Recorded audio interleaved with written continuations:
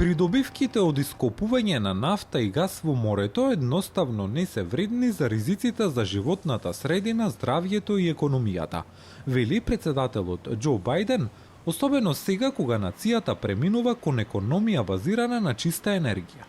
Така, на 6 јануари, Бајден објави нова опсежна забрана за идно ископување на нафта и газ на околу 253 милиони хектари државни води. Ова ги опфаќа поголемиот дел од крајбрежните води на САД. Веднаш ќе го вратам назад, ќе биде завршено веднаш. Новоизбраниот председател на САД, Доналд Трамп, види дека брзо ќе ја поништи забраната и ќе ги засили дупчењата на море, откако ќе ја преземе функцијата на 20 јануари. Ќе дупчиме на многу други локации, а трошоците за енергија значително ќе се намалат. Но правни експерти велат дека можеби нема да биде лесно да се укине забраната, бидејќи тоа веројатно ќе бара законодавен акт од Конгресот.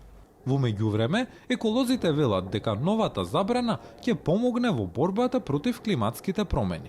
Science has made clear that any expansion of fossil fuels. Науката јасно покажува дека какво било проширување на фосилните горива е некомпатибилно со цел да се одржи затоплувањето на нашиот свет под 1,5 целзиусови степени, што е праг поставен во Парискиот договор за да се спречат ескалациите на шумски пожари, урагани и други климатски катастрофи.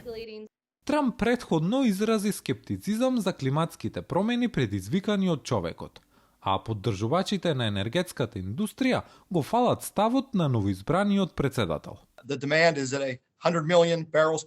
Поборувачката е 100 милиони барели дневно за глобалната економија и ако не ја произведуваме таа енергија овде во САД, таа ќе се произведува некаде на друго место и веруваме дека имаме високи стандарди кога станува збор за заштита на животната средина.